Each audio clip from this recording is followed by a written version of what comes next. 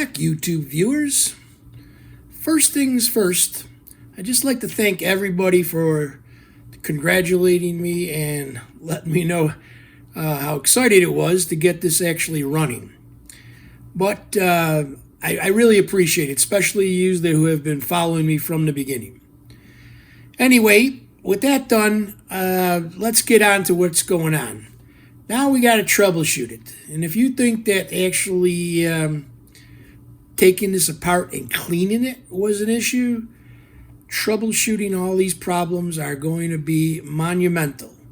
The cleaning was easy compared to this. So in any case, this is what we're going to do is, if you remember last week I was talking to you about that the motors were turning, but they were making noises and stuff. So in this video, we're going to take care of that. And I got another thing that I've troubleshot in this. So I'll take care of a couple of things and show you how we've gone around doing it and what's involved in that. So without further ado, let's carry on with some troubleshooting. Okay, so this is a picture of the top of the deck here. So I could actually show you the spooling motors. And there's the left spooling motor and the right spooling motor. I would call them supply and take up, but they call them left and right spooling motors. Those aren't actually the motors now. Those are the hub adapters. The hub adapters are what the reels go to. And here's an exploded view of the hub adapters. Okay, this is actually one hub adapter. The left-hand side is a 2-inch one, and the right-hand side is a 1-inch one. We actually have a 2-inch machine, so the left-hand side basically shows you all the parts of the hub adapter, which is where the reel sits on top and locks the reel of tape or the empty reel onto the motor itself. Now, if you look at the center of this, okay, and look at that top piece right there, part number 1.6, that's called the grip. I assume they call it a grip so you could actually grip it and spin the motor or spin the reel without actually touching the actual tape and stuff like that. But if you notice, that grip looks a lot like a cup, okay? And if you remember, these things were sitting in a fire where the water basically collected in that cup and drained down into the brake drum, which is directly below it.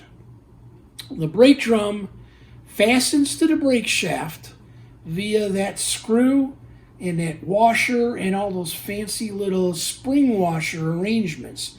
Okay, the screw and little washer push down on that metal object there, that round thing that pushes down the spring washers and expands them so that they grip, the shaft will grip against the brake drum itself. Okay, and that thing below it is the brake band, which grabs the drum itself and makes it stop so that it doesn't spool the reel of tape over. So this is the brake drum. And if you remember in an earlier video, which I'm going to show you right now, that screw and washer that you're looking at the top were very rusted. There they are. I mean, they were a disaster. So you could imagine how much water was inside there causing this to rust up. Okay, that thing is just horrible. So that thing was all seized. I could not get these brake drums to come off, which were dragging against the brakes themselves and dragging against the machine. So I had to actually go and get a 3-jaw puller. This is a 3-jaw puller, okay, and it actually clamps around the outside of the brake drums, and by putting a longer screw in there, I was able to tighten this down, and it pulled the brake drum, forced it upwards so it would come off of the motor shaft itself. Okay, not an easy thing. I did put a lot of penetrating oil and stuff like that, but this would pull that shaft off. And now you're going to see when I actually did remove it, this is the bottom of the brake drum. That's the brake drum on the right. There's the shaft on the left, okay? and you can see all the rust underneath there. You can see all the dirt and grime under there. And this is what's causing that one to bind up on the one side, and on the other side was causing it to kind of rub as it actually was going around. So I corrected this, cleaned these both up, got both of these spooling motors to actually turn correctly and smoothly after cleaning all this mess up. Okay, we're going to turn on the machine. We're going to watch the service display. The service display is on the deck of the machine, not the one in the meter bridge. Let's stop it right there. There's the first message. A820M multi-channel. Version of the software is Masters 20/89. That's the software that's loaded into this machine via EEPROMs. 20/89. There is a newer version. Okay, there was an upgraded one, but I don't have those EEPROMs. So the 20.89 is what's in here. It does work. It just gives you some more features that went on there. Let's look at the next parameter, or let's look at the next message that shows up as we run the thing. Default parameter loaded. Let's stop on this one. Okay, so this is the second message showing on the service display. This is the loading all the parameters of the machine, the tensions, with what all the various switches do. Everything is getting loaded in there, the default settings for this. Okay, now, for instance, all these switches that are on the deck itself can be reprogrammed to different things. This is telling it the default one is being loaded right now. Let me show you what I'm talking about here. Let's get a picture. This is actually the operator keys right there. And so, for instance, number 7 on the far left, that's the rewind button. I can reprogram it to be the stop button if I want to. All I have to do is go into the software there, say, all right, number 7, let's make it stop instead of rewind. You wouldn't want to do that on those buttons, but you might want to change it on some of the ones on the right, because those buttons are programmed or have some functions that you might not normally use. So you might want to actually add some things to that. So default parameters is going to load all of these switches and what they do. Okay. In addition to this, okay, the default parameters, okay, will also load the stuff like the reel hub sizes, what size reels we're loading, okay, whether the meters are in VU or in peak, on turn on. All of these things will get loaded in there and save it. Now I noticed that I did this. I tried changing VU to peak, shutting the machine off, turned it back on again, and it didn't store it. Now that was kind of odd because I put new batteries in there and I was kind of confused what was going on.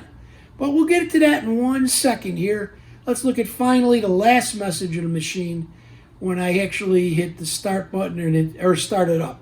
Audio data loss. Like I said in the last video, this is normal because none of the parameters for the audio data are in there anymore. Okay, we haven't stored any of the settings, and I can't calibrate it until I get more cards in there, and then I'll do this, and this will not show up once I do that at that point. All right, so let's look back at the other message about that wasn't storing something. Okay, let's go back to what I was just talking about. I actually changed one of the parameters in there so that I changed the parameter for the meters.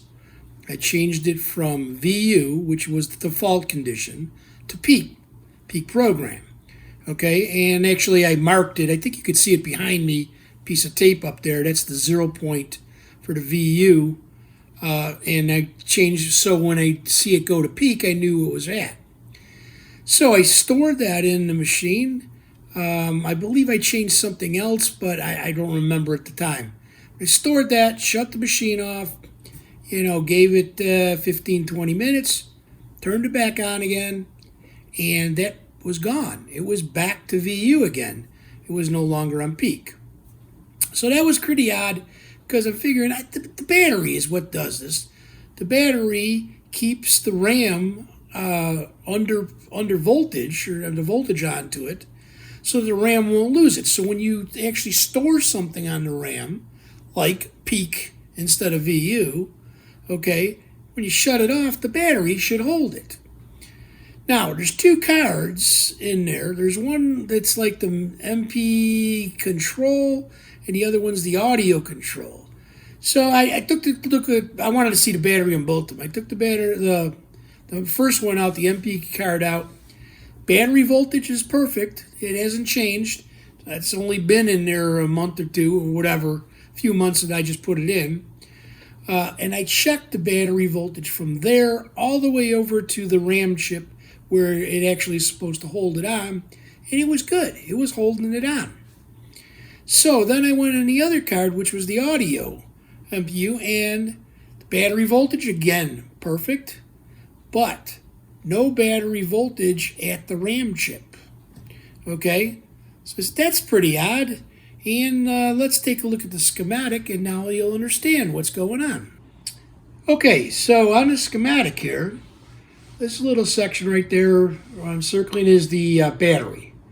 Okay, and as you can see, the battery puts its voltage through D3 through a diode, and it goes to what's called VSTB. All right, VSTB feeds the actual RAM chip. That's the power to the RAM chip.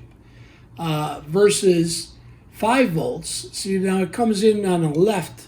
On the very left, you see it's pin 20. 5.6 volts comes in, goes through D2, and then feeds over 5 volts. So that 5 volts feeds all the other logic that's going on the IC. But VSTB comes from the battery, okay? And just so they don't interfere with each other, there's a blocking diode D1 so that the battery voltage won't actually go back into 5.6 volts. Okay, so that says to me, ooh, D2 or D3 can't be working right. And I'll go back and look at the board closely, and sure enough, I think what happened is the battery, before it gave out, it leaked. And it basically ate up D2 and D1. The leads were actually broken right at the edge of the diode. You just touch the diodes and the leads come off. So that was an interesting thing. Here's a picture of the diodes. I also at the same time replaced C1 since I was in there. But like I said, I replaced D3 and D1. D2 is fine. D2 is that bigger diode, that 1N5818. But D3 and D1 are just 1N4448s, so very common steering diode. Replace those two, replace the 47 microfarad cap, and turned it back on, and lo and behold, it finally stored that data. Okay, so whenever I change something now, the data stores. Another problem solved. Well, I hope you enjoyed that. It's a couple of problems done, troubleshooted and down, fixed, and we could move on. I do have a one that's been plaguing me for quite a while right now, and I haven't solved this. And it has to do with the tape deck display on there. It should be saying, you know, feet, minutes, seconds, like that on the display, and it should be moving. But it's coming up error. There's nothing in the manual that says anything about the tape deck display showing you an error. So I'm not sure what this is. I've been stumped on this one for a little while, and you probably won't see me back until I do find the answer to this, because this is stopping everything from the machine locking in place and actually shuttling tape back and forth normally. Because there's some error going on in there, and I haven't found it yet. But we will find it. So, in any case, thank you very much for watching the video. Please subscribe to the channel if you haven't subscribed. Thumbs up if you enjoyed the video.